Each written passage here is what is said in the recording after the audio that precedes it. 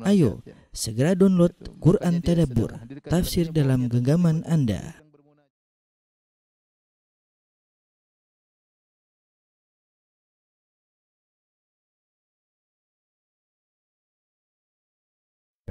Bid'ah hasanah.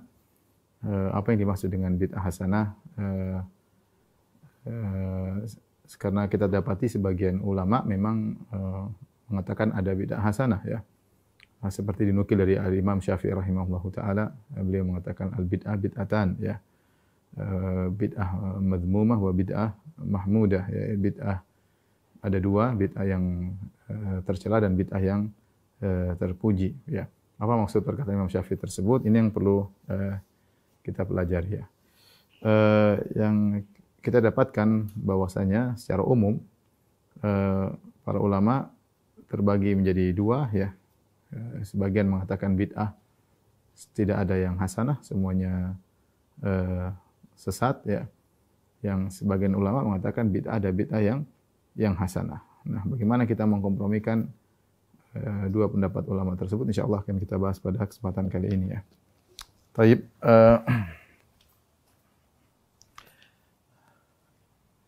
bid'ah, ya, secara bahasa, ya, artinya sama dengan sesuatu yang baru. Ya, seperti firman Allah Subhanahu wa taala, Badi'us samawati wal ardh. Allah yang badi', yang menciptakan langit, tidak ada yang pernah menciptakan langit kecuali Allah Subhanahu wa taala. Seperti firman Allah juga, Qul ma kuntu bid'an minar rusul. Katakanlah wahai Muhammad, sungguhnya aku bukanlah bid'ah dari para rasul, yaitu Rasulullah maksudnya adalah bukan perkara yang baru. Sudah ada rasul-rasul sebelum Nabi. Maksudnya sudah ada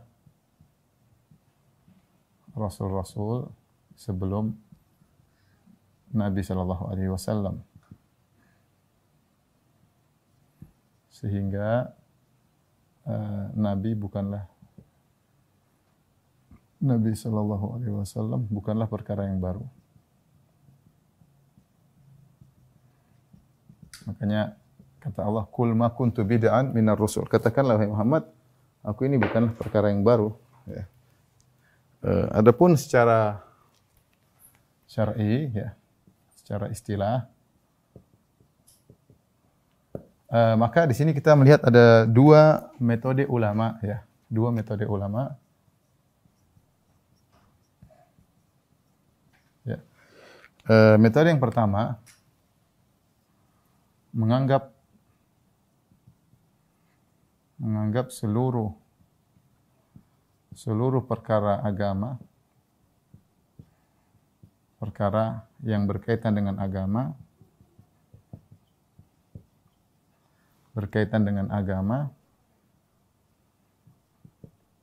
yang tidak ada di zaman Nabi.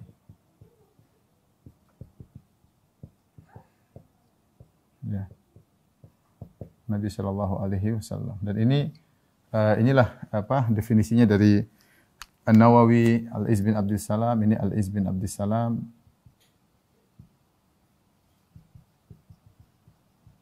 Kemudian juga dan An-Nawawi, ya. Al-Aini, dari banyak ulama yang mendefinisikannya seperti ini. Jadi semua perkara agama yang berkaitan agama yang tidak di zaman Nabi maka disebut dengan bid'ah. Ini metode pertama. Metode yang kedua, ya, dia hanya berkaitan dengan, ya, bid'ah adalah perkara baru dalam agama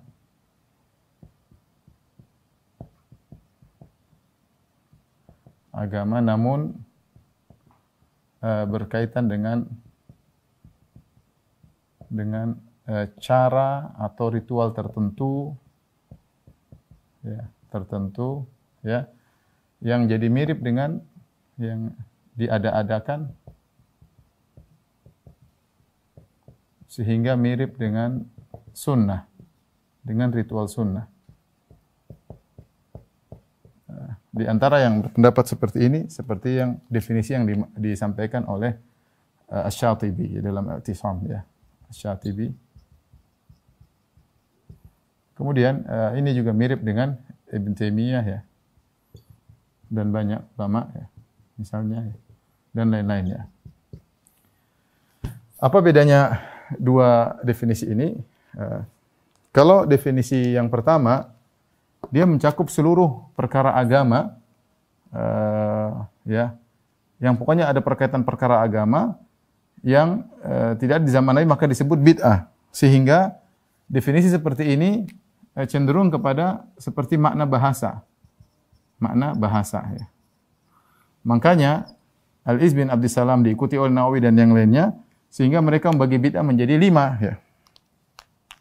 Sehingga karena ini berkaitan pokoknya perkara agama yang tidak di zaman Nabi berkaitan dengan mencakup sarana maupun ritual ya. Makna bahasa sehingga mencakup sarana dan ritual ya. Mencakup sarana dan ritual. Ya.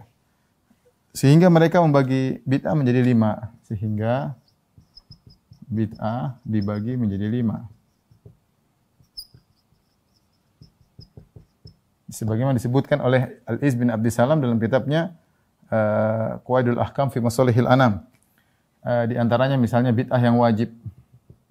Bid'ah wajib. Bid'ah wajibah maksudnya. Terus adalah bid'ah mustahabbah atau ya, mustahabbah yang dianjurkan. Itu namanya bid'ah yang makruhah ya. Seperti hukum fikih. Nanti ada bid'ah yang haram ya. Bid'ah yang haram.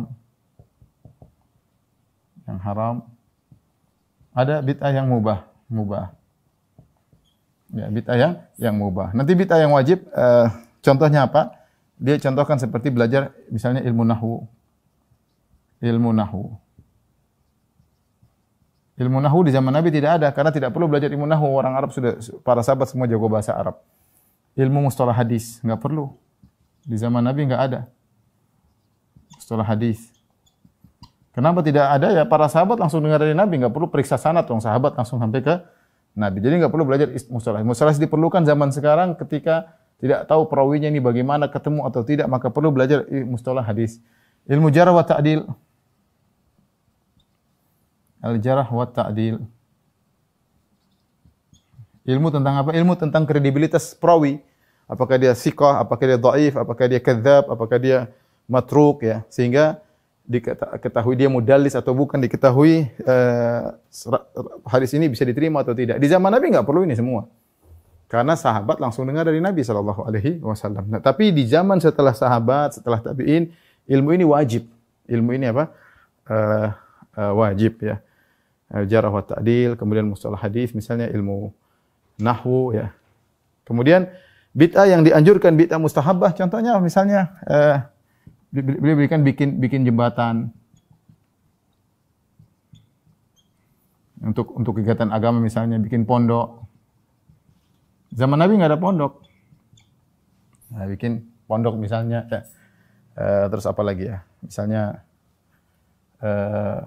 mungkin mengumpulkan Al-Qur'an entah wajib atau mustahabbah tapi di antaranya mengumpulkan Al-Qur'an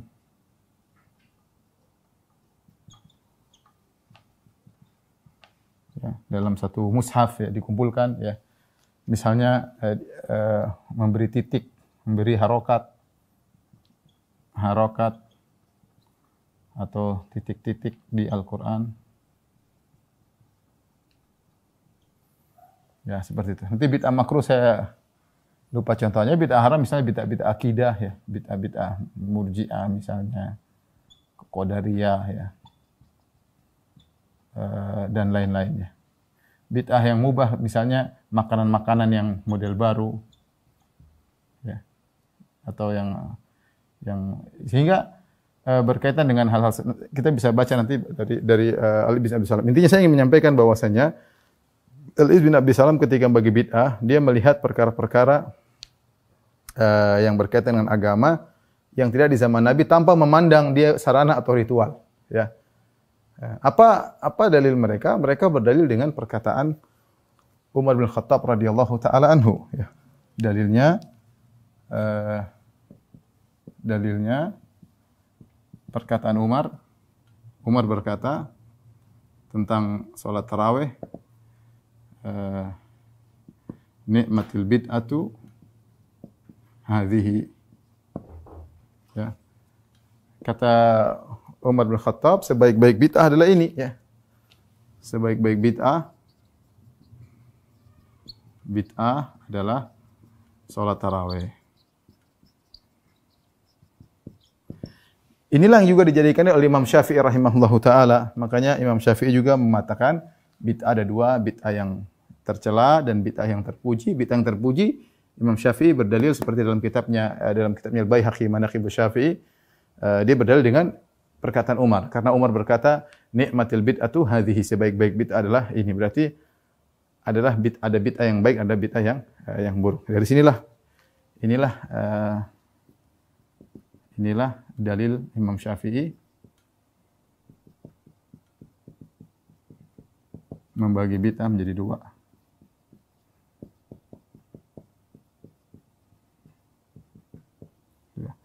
Bid'ah tercela sama bid'ah hasanah, bid'ah yang terpuji, hasanah. Baik. Adapun metode ulama yang satunya seperti disampaikan oleh Syatibi, ya, dia hanya menuju kepada fokus kepada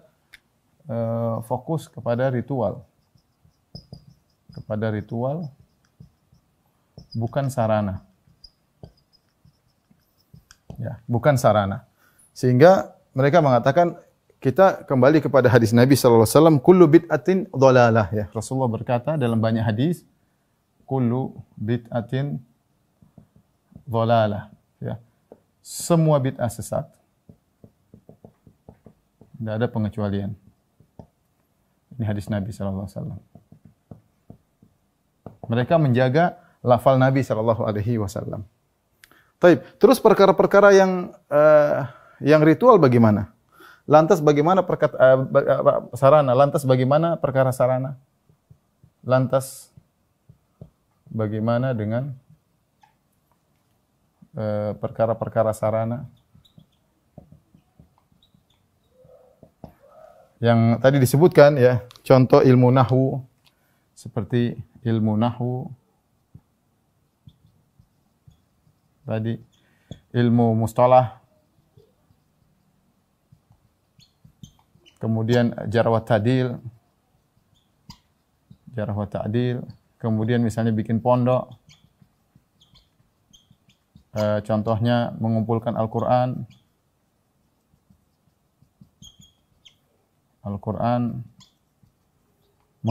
mengharokati Al-Quran,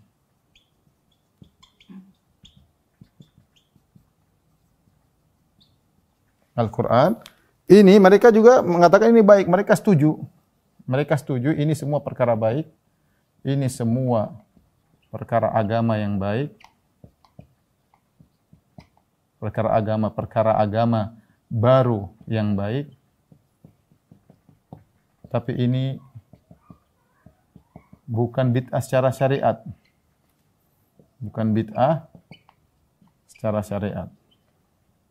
karena dia bukan ritual. Mereka menamakannya dengan al-maslahah mursalah. Apa itu al-maslahah al-mursalah? Al-maslahah, kemaslahatan yang dilepaskan.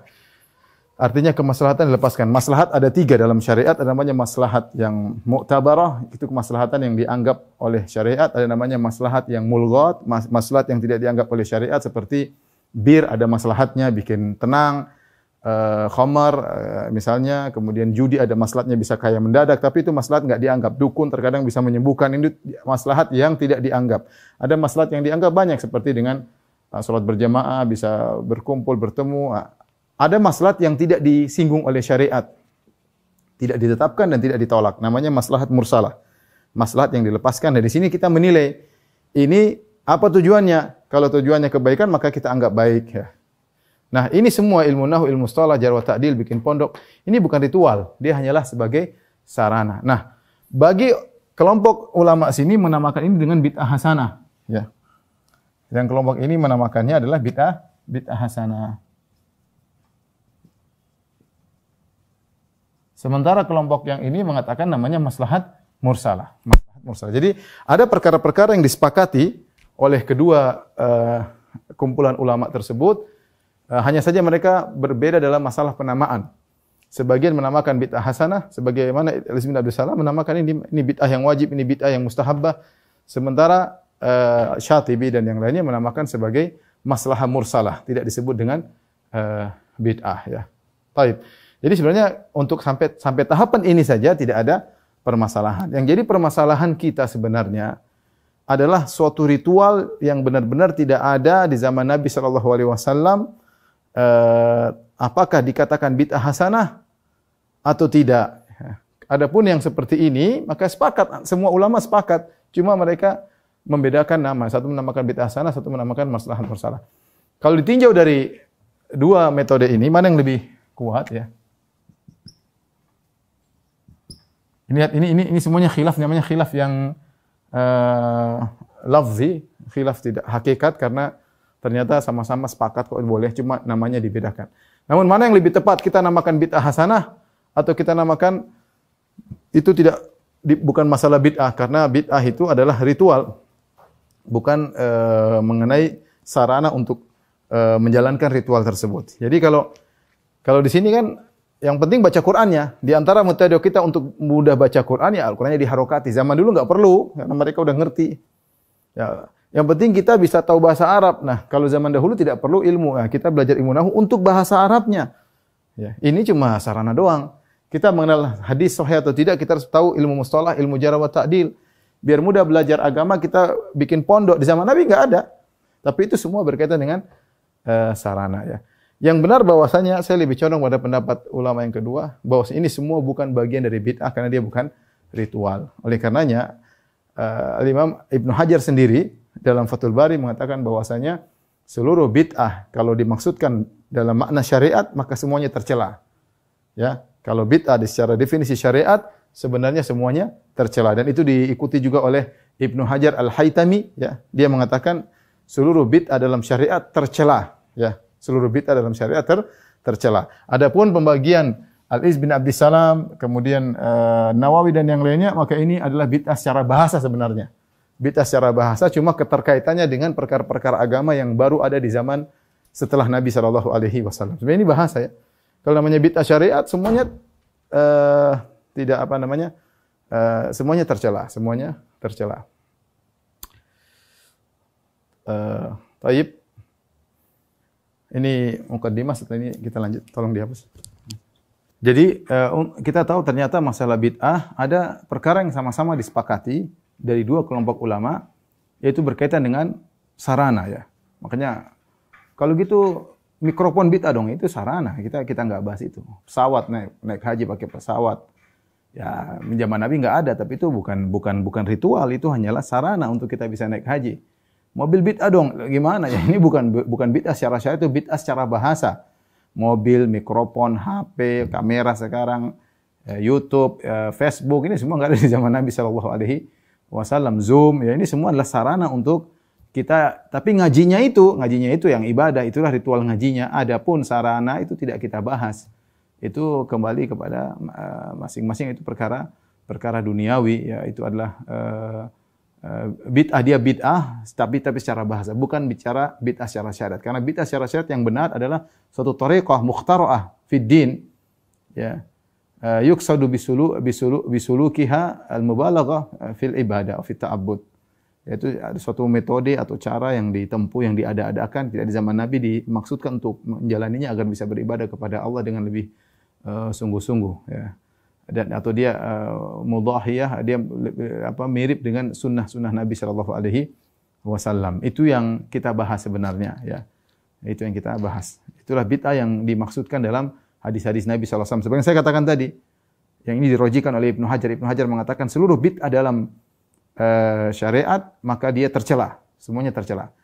Demikian juga Ibnu Hajar Al-Haytami, ini ulama Syafi'iyah juga, ya. Seluruh bid'ah dalam syariat tercela, ya. Oleh karenanya ketika dibawakan perkataan Imam Syafi'i rahimahullahu taala, bid'ah ada dua, kita katakan Imam Syafi'i sedang berbicara bid'ah secara bahasa. Ya. Sama seperti Umar bin Khattab ketika mengatakan ni'matil bid'atu hadhihi.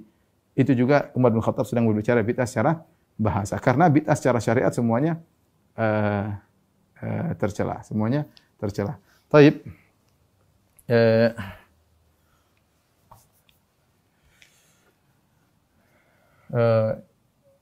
Bid'ah, semua bid'ah sesat.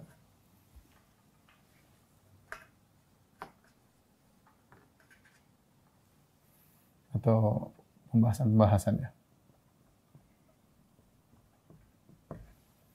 Ada banyak bahasan yang perlu kita bahas. Yang pertama, ikhwan, bahwasanya agama sudah sempurna. Sudah sempurna. Jadinya jelas, al-yauma akmaltu lakum dinakum. Hari ini aku sempurnakan agama. Hari ini aku telah sempurnakan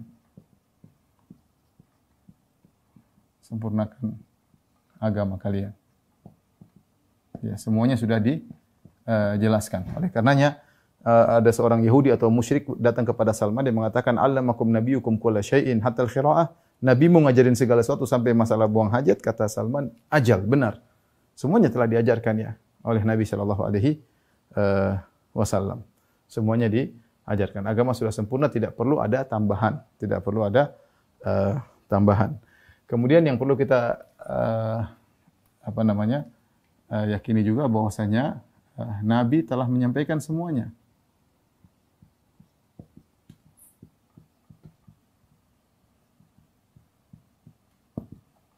Semuanya ya. Tidak ada yang disembunyikan, tidak ada yang disembunyikan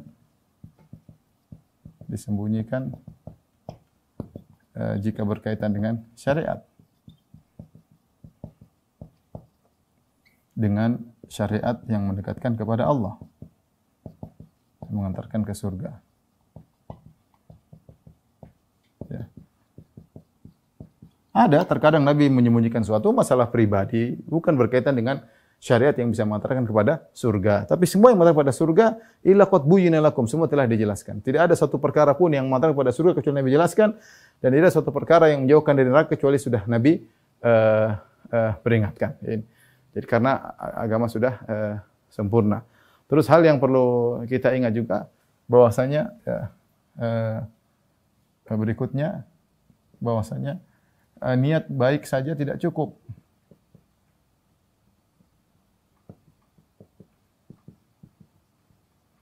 Orang punya niat baik saja tidak cukup. Betapa banyak punya niat baik ternyata tidak mendapatinya. Berkata Ibnu Mas'ud, "Kam min muridin bil khair lan yusibahu." Artinya betapa banyak orang ingin kebaikan namun tidak mendapatinya.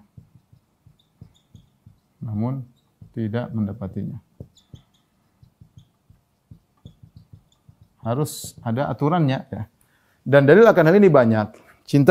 Contohnya seperti hadis syatuka syatulahmin. Kambingmu kambing daging saja. Hanya kambing daging, bukan kambing korban.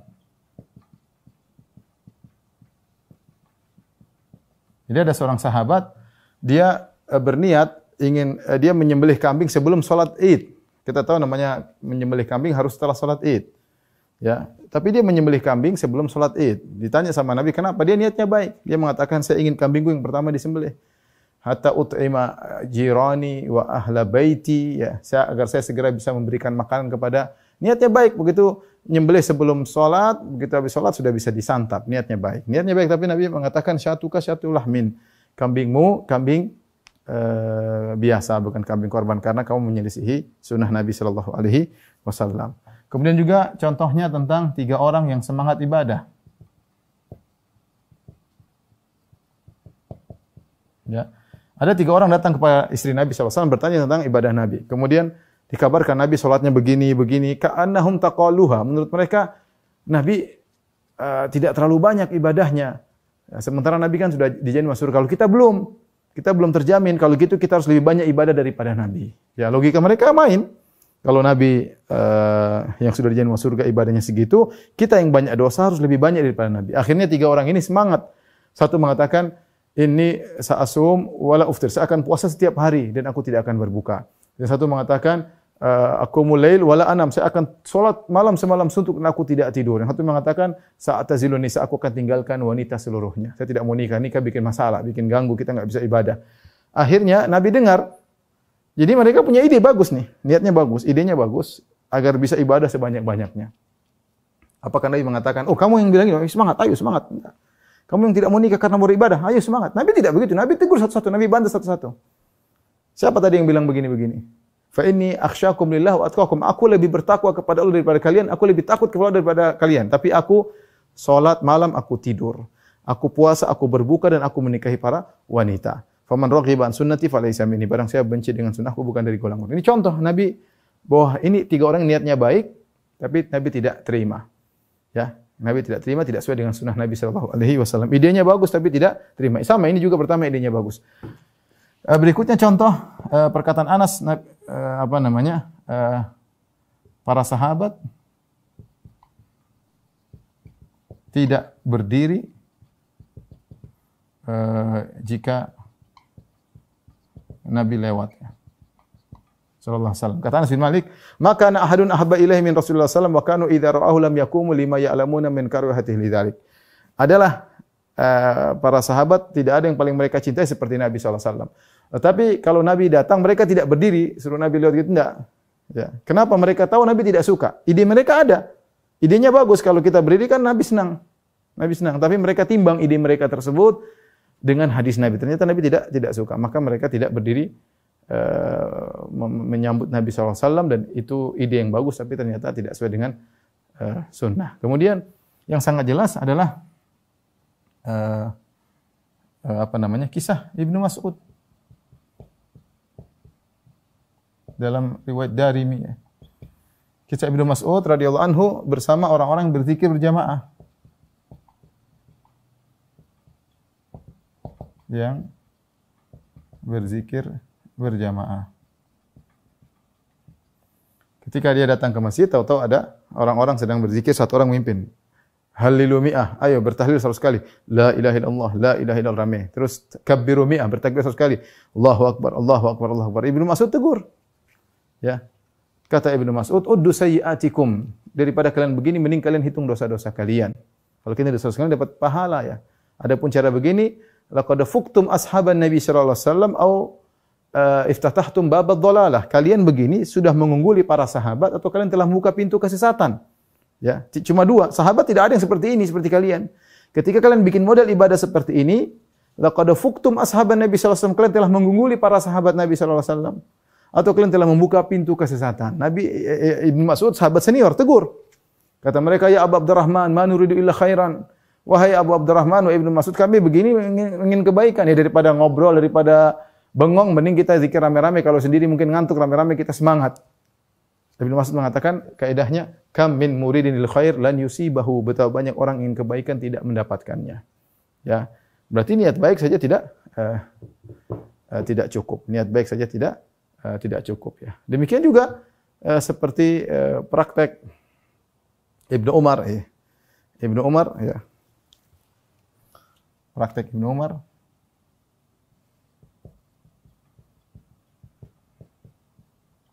Ya. Ibnu Umar, jadi ada orang ketika bersolawat, ketika bersin dia bilang alhamdulillah, kemudian dia mengatakan wassalamu ala rasulillah. Jadi setelah dia bersin, dia mengucap assalamu ala rasulillah. Jadi tambahan bagus kan kalau kita bersin kita bersolawat assalatu wassalamu ala rasulillah. Tapi Ibnu Umar tegur ya, tidak boleh. Ya. Bersolawat itu bagus, tapi jangan dijadikan zikir bersin. Jangan dijadikan zikir bersin. Ya. Tidak boleh. Ya. Ustaz kan salawat bagus. Iya, salawat bagus. Tapi jangan kau bikin zikir bersin. Yang ada kalau kita bersin cuma bilang alhamdulillah atau alhamdulillah rabbil alamin. Cukup. Jangan kita hacim alhamdulillah rabbil alamin assalatu wassalamu ala rasulillah. Enggak boleh. Yang menegur siapa? Ibnu Umar. Karena itu tidak pernah contoh oleh Nabi sallallahu alaihi wasallam. Mau bikin syariat baru. Ya.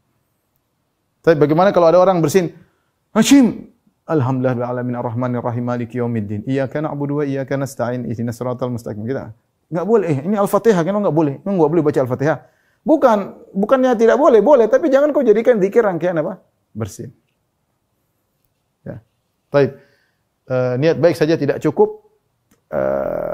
Harus ada contohnya, harus ada contohnya. Perkara berikutnya yang ingin saya sampaikan. Seluruh lafal-lafal hadis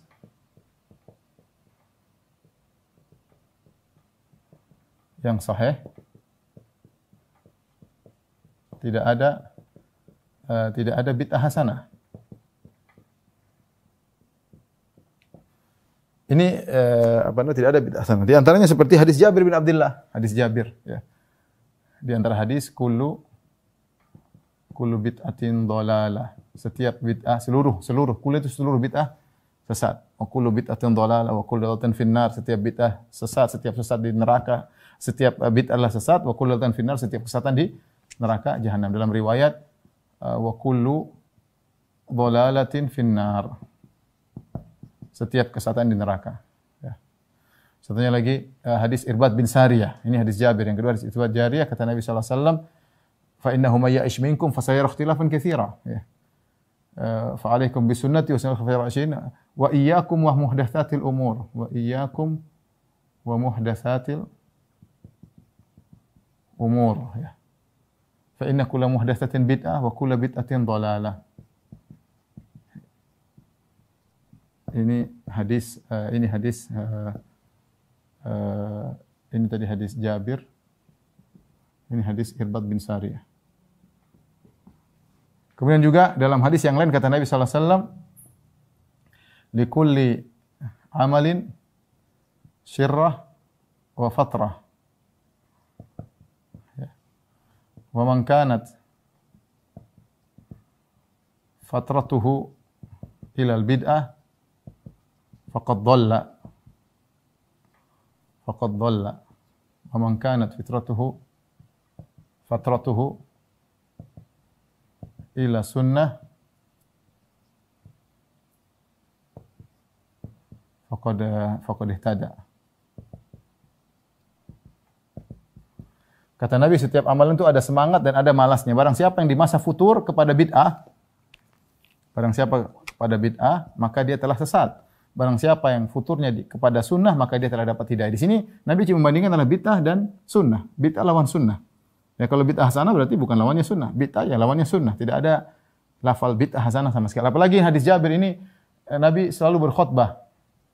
Khutbah berulang-ulang, sering mengatakan kullu bid'atin dhalalah. Nabi berulang-ulang dalam berbagai macam majelis. Kalau seandainya ada bid'ah hasanah, Nabi pasti bilang kecuali sekali saja. Tidak pernah. Nabi enggak pernah mengucapkan kecuali. Ya.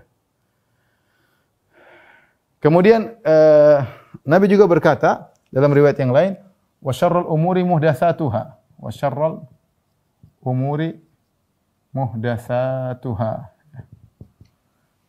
Seburuk-buruk perkara. Ya. Perhatikan ini. Seburuk-buruk perkara.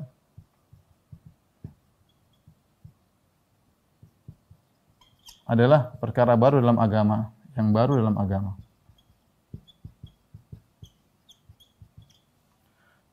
Ketika perkara yang baru dalam agama disifati dengan syarr, seburuk-buruk, berarti semuanya buruk. Ya. Semuanya buruk. Ya. Dikatakan seburuk-buruk perkara adalah yang baru dalam agama, berarti semua perkara baru dalam agama buruk. Nggak ada yang nggak buruk. Ya. Ini jelas. Maksudnya Nabi mengatakan wasyarrul umuri muhdatsatuha. Seburuk-buruk perkara baru dalam agama. Berarti semua perkara baru buruk semua karena syarr adalah sifat yang melazimi perkara yang baru tersebut. Ini saya ingin menyampaikan bahwasanya lafal Nabi jelas kullu bid'atin dhalalah, semua bid'ah adalah sesat. Kemudian demikian juga lafal-lafal dari para sahabat. Tidak ada juga lafal bid'ah hasanah kecuali Umar. Umar mensifati salat tarawih, ya, beliau mengatakan nikmatil bid'atu hadhihi berkaitan dengan bid'ah secara bahasa. Nanti yang kita jelaskan ya. Ibnu Umar mengatakan ya, kullu bid'atin dhalalah wa in ra'aha an-nasu hasanah.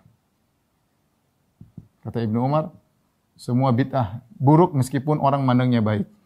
Ini Ibnu Umar. Kemudian Ibnu Mas'ud. Ibnu Mas'ud mengatakan, "Ittabi'u wa la tabtadi'u." Ittabi'u wa la tabtadi'u. Wa qad kufitum. Ya. Ittabi'u wa la tabtadi'u wa qad kufitum wa kullu bid'atin dhalalah. Ikutlah sunnah, jangan bikin perkara yang baru. Kalian sudah dicukupkan, enggak perlu perkara yang baru, dan setiap bid'ah adalah, seluruh bid'ah adalah sesat. Jadi dari hafal-hafal Nabi semua bid'ah sesat, dari para sahabat juga praktiknya adalah hafalnya semua sesat ya.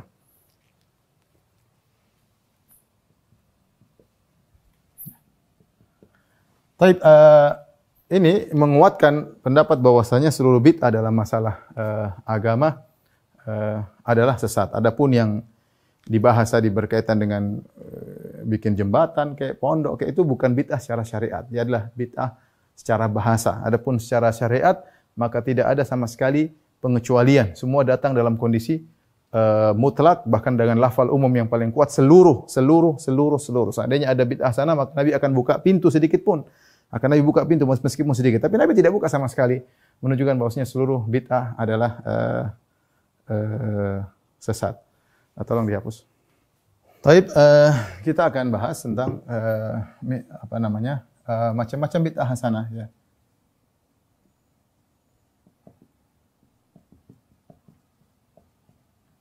Macam-macam bid'ah.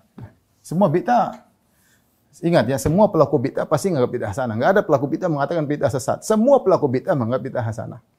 Semua pelaku bid'ah, tidak ada yang menganggap kita bid'ahnya sesat. Enggak mungkin. Mau bid'ah apapun pasti dia bilang, mau Syiah, mau Rafidhah, mau Khawarij, semua bilang bid'ah hasanah. Macam-macam bid'ah, di antaranya kreasi dari awalnya ya. Memang kreasi dari awalnya.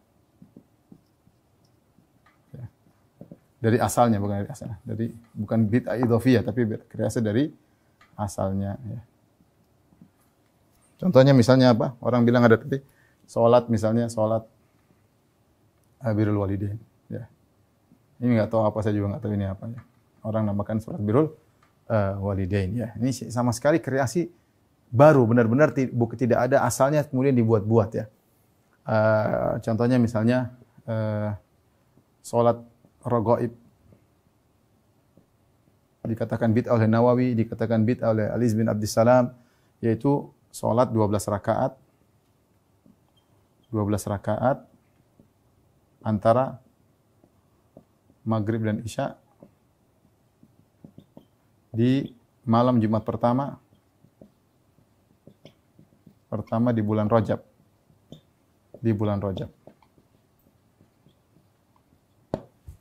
Contohnya salat nisfu Sya'ban, salat malam nisfu Sya'ban. Nisfu Sya'ban dengan jumlah rakaat 100, dengan jumlah 100 rakaat. Ya kalau orang salat malam biasa enggak apa-apa, tapi dibuat ritual 100 rakaat ini benar-benar enggak ada benar-benar ini baru, dibikin kreasi baru, sama sekali ini ritual benar-benar baru. Sekarang misalnya kita dengar ada namanya sholat Rebu Wakasan, ya apa itu Rebu Wakasan? Ya, sholat hari Rabu, Rabu kapan gitu untuk menolak bala ya. Dianggap hari Rabu sial ya. Sini adalah sholat bid'ah dibangun di atas tatoyur. Ini juga tidak pernah sama sekali. Ada juga misalnya bid'ah dalam bentuk tambahan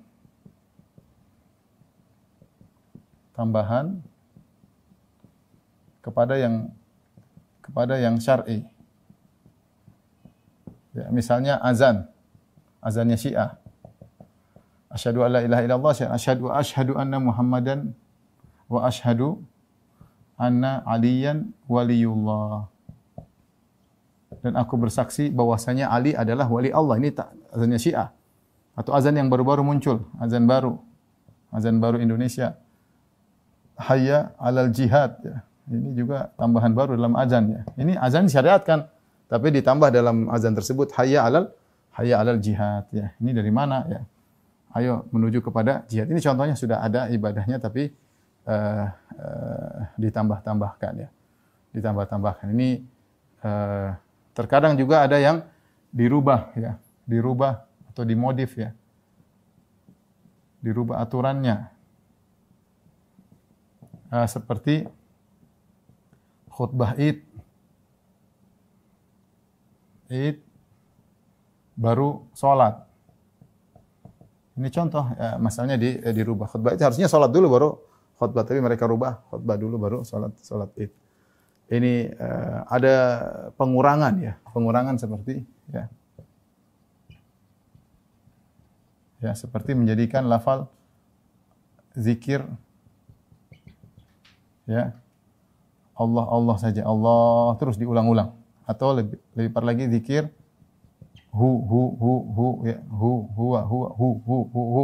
Ini dikurangi ya. Ini zikir la ilaha illallah, zikir Allahu akbar, zikir, tapi Allah terus ya. Ini tidak pernah dicontohkan oleh asalnya dia adalah ibadah yang jelas, zikir dengan menyebut nama Allah ibadah, tapi ketika dikurangi jadi gitu aja, jadi permasalahan. Baik. Kita bahas berikutnya tentang konsekuensi bid'ah ya. Konsekuensi bid'ah berarti agama belum sempurna. Belum sempurna. Kita tidak bicara ritual ya, kita bicara tentang ibadah baru yang Nabi tidak pernah kerjakan, para sahabat tidak kerjakan, berarti agama belum sempurna ya. Baru sempurna, makanya perlu disempurnakan dengan ibadah baru. Karenanya perlu disempurnakan dengan ritual baru. Ini yang pertama. Kemudian yang kedua, konsekuensinya Nabi SAW menyembunyikan syariat. Ini perkataan Imam Malik ya, dinukil oleh Ibnu Hazm. Man za'ama anna Muhammadan man istahsana bid'atan faqad za'ama anna Muhammadan khana risalah. Kata Imam Malik, siapa yang menganggap ada suatu bid'ah yang baru, maka dia telah menuduh Nabi Muhammad telah mengkhianati risalah. Berarti ada yang disembunyikan. Ada yang disembunyikan. Taib. Kita tanya sama orang yang melakukan bid'ah, pertanyaan. Pertama, Nabi tahu enggak bid'ah yang kau lakukan? Nabi SAW dan sahabat tahu atau tidak? Tahu atau tidak? Atau pertanyaannya begitu ya. Nabi SAW dan sahabat tahu atau tidak bid'ah tersebut? Ada dua kemungkinan, jawabannya dua kemungkinan. Dua kemungkinan. Tahu dan tidak tahu. Tahu atau tidak tahu. Kalau dibilang Nabi tahu, repot, berarti Nabi menyembunyikan. Berarti Nabi menyembunyikan, berkhianat. Menyembunyikan bid'ah dan tidak memberitahu umatnya.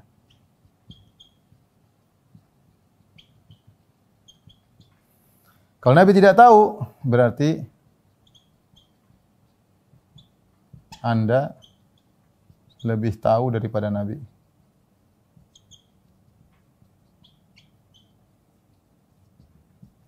Ini cuma dua kemungkinan ya. Sama, agama belum sempurna karenanya perlu disebut dengan ritual baru. Dan ini kesimpulannya, baru sempurna sampai bid'ah penutup. Agama baru sempurna jika telah diciptakan bid'ah hasanah yang paling terakhir. Hasanah yang paling terakhir.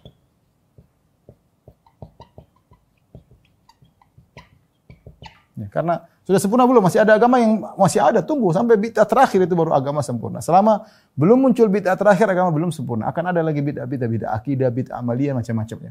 Ini konsekuensi daripada uh, bid'ah ya. Kemudian juga konsekuensinya ya, engkau lebih mulia dari Nabi dan sahabat dalam amalan bid'ah tersebut. Kenapa? Karena mereka belum pernah dapat pahala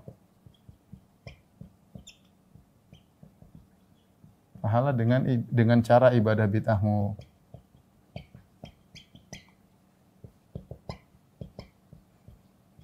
Jelas ya. Berarti ada amalan yang seluruh orang tidak tahu, kau munculkan. Berarti mereka dulu semua luput daripada kebaikan tersebut. Kamu yang lebih hebat membuat suatu ibadah baru yang tidak pernah dilakukan oleh mereka ya.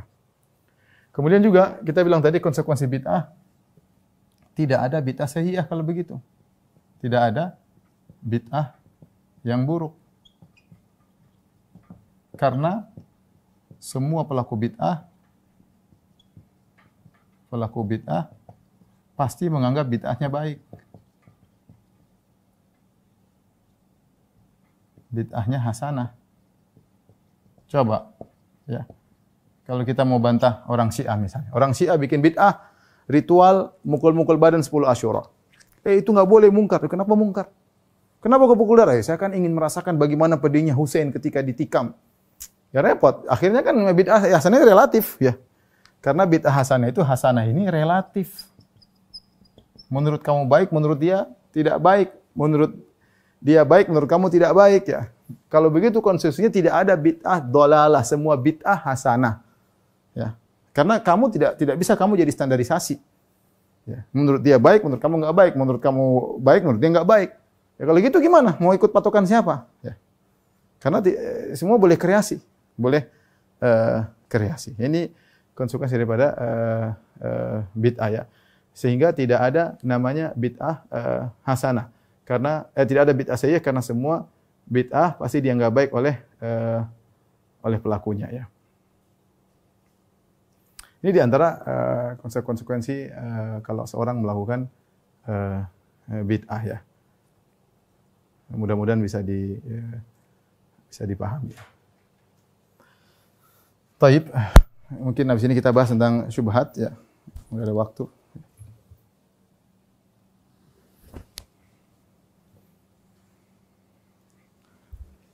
Atau kita buka tanya jawab, mungkin ya waktu masih banyak yang dibahas ya. Mudah-mudahan kita sambung pekan depan ya.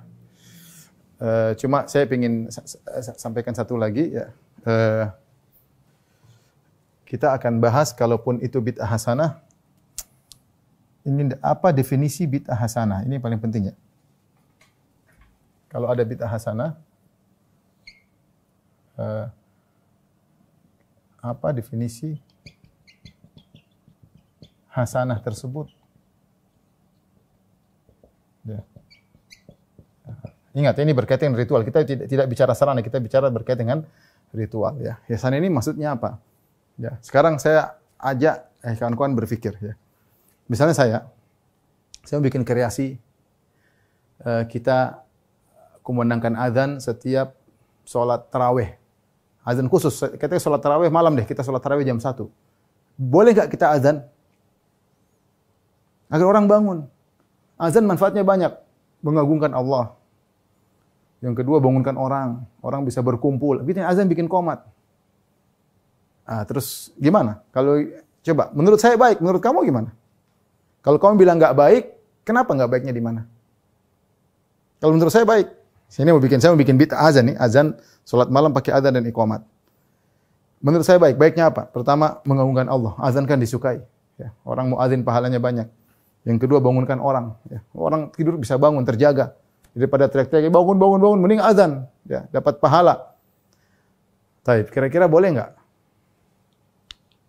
Kalau ada yang bilang nggak boleh, kenapa? Ini kan hasanah. Sayyi'ahnya di mana? Kalau bilang, kalau azan cuma khusus sholat 5 waktu. Mana dalilnya khusus? Nabi bilang nggak boleh pakai yang lain. Mana dalilnya?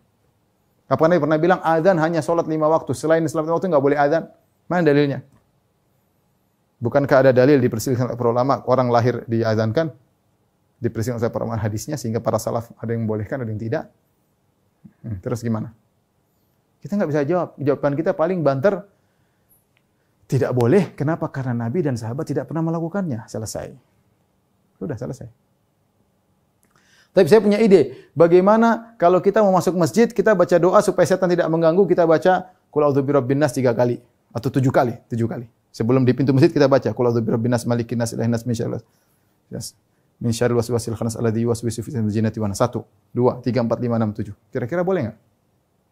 Ya, kenapa enggak boleh? Kan baca Quran bagus, mengusir setan. Kita ingin masuk masjid biar khusyuk, enggak ada yang ganggu. Yang bilang enggak boleh, mana dalilnya? Memang Nabi pernah larang? Kenapa ente larang? Kalau gitu orang bikin kreasi macam-macam. Tapi saya punya ide lagi. Kita sholat tahiyatul masjid berjamaah. Ayo, tahiyatul masjid berjamaah. Biar keren. Qomat ya, qomat sebelum tahiyatul masjid berjamaah. Kita bikin sholat qobliyah tahiyatul masjid dan ba'diyah tahiyatul masjid. Kalau kita buka pintu bid'ah ini, terbuka selebar-lebarnya. Terbuka selebar-lebarnya. Ya, saya punya ide lagi misalnya, seperti orang Indonesia kalau habis tawaf sa'i, mereka sholat 2 rakaat setelah sa'i. Yang ada cuma 2 rakaat setelah tawaf. Ini harus bikin lagi 2 rakaat setelah sa'i. Kita bilang enggak boleh. Kenapa enggak boleh? Kan bagus sholat setelah sa'i kita mau bersyukur kepada Allah. Aduh, repot kalau begini. Kalau enggak boleh kenapa? Jawaban cuma satu, enggak boleh karena Nabi enggak pernah contohkan. Selesai. Itu yang kita pingin. Nabi tidak pernah contohkan, sahabat tidak pernah contohkan. Kondisinya sama dan tidak beda. Kalau kondisi berbeda, mungkin bisa muncul sesuatu berhadapan dengan kondisi. Ya. Tapi kalau kondisinya sama, ya, dan Nabi ternyata tidak melakukannya, ya sudah. Atau saya punya ide, kita jangan 2 rakaat setelah tawaf, 4 rakaat deh. Lagi senang-senang habis tawaf 4 rakaat lebih khusyuk. Kenapa dilarang? Saya mau 2, saya mau 6, bebas-bebas aja. Kita bilang gimana kalau gitu? Kalau begini caranya enggak usah diutus Nabi, masing-masing bikin ibadah sendiri. Sekarang orang bebas-bebas bikin ibadah, mau zikir model apapun, mau gaya model apapun, bikin sholat apapun, ya. Mau azan tadi hayya alal jihad, sudah orang kreas karena kenapa dilarang? Nabi tidak melakukan bukan berarti dilarang, kecuali kalau Nabi larang baru kita tinggalkan. Nabi kan tidak pernah melarang. Ya. Makanya akhirnya kita bertanya, apa definisi hasanah tersebut? Yang tidak boleh yang mana? Kalau mereka bilang hasanah, yang tidak boleh yang memberi kemudaratan. Kalau hasanah mendatangkan kebaikan, tapi kebaikannya apa? Kebaikan ukurannya dunia atau akhirat. Kalau kemudaratannya apa? Ukuran dunia atau akhirat. Apa kalau orang sholat zuhur 5 rakaat, mudaratnya di mana? Secara dunia. Tidak ada mudarat secara dunia 5 rakaat. Mudarat di akhirat ya, kamu tahu dari mana mudarat? Intinya, kita akan bingung menghadapi definisi bid'ah hasanah. Tapi kita masih lanjut satu kali lagi, ya, karena pembahasan masih panjang. InsyaAllah mengenai syubhat-syubhat dan yang ini akan kita bahas pada pertemuan berikut insyaAllah ta'ala. Wallahu ta'ala bisawab. Demikian saja kajian kita. Kurang lebihnya saya mohon maaf. Subhanakallah bihamdik. Asyhadu an la ilaha illa anta astaghfiruka wa atubu ilaik. Assalamualaikum warahmatullahi wabarakatuh.